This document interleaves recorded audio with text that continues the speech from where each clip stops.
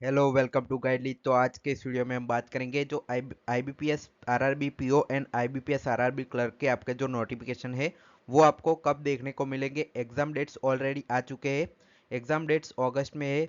तो आपके जो नोटिफिकेशन है वो कब एक्सपेक्ट कर सकते हैं उसको डिटेल में यहाँ पे इस वीडियो में चर्चा करते हैं। एग्जैक्टली कौन सी डेट रहेगी मैं आपको बताता हूँ। और साथ ही में आप चैनल पर नए हैं तो चैनल को सब्सक्राइब जरूर कीजिए और यहाँ पे नीचे लाइक का भी बटन दिख रहा होगा वो भी दबा सकते हैं। तो चलिए शुरू करते हैं।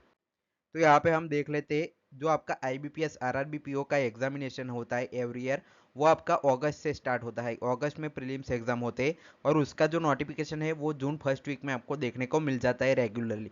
लेकिन इस बार क्या था, जो आपका 2023 का था वो 1 जून को आपका नोटिफिकेशन आउट हो चुका था।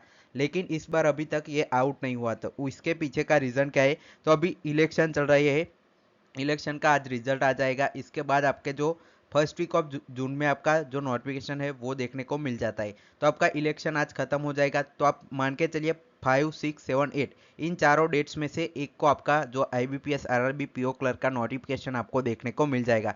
तो आपको कल से 5 जून से आपके 8 जून तक में आपको ये नोटिफिकेशन देखने को मिल जाएगा और इसका जो फॉर्म फिलिंग है वो स्टार्ट हो जाएगा।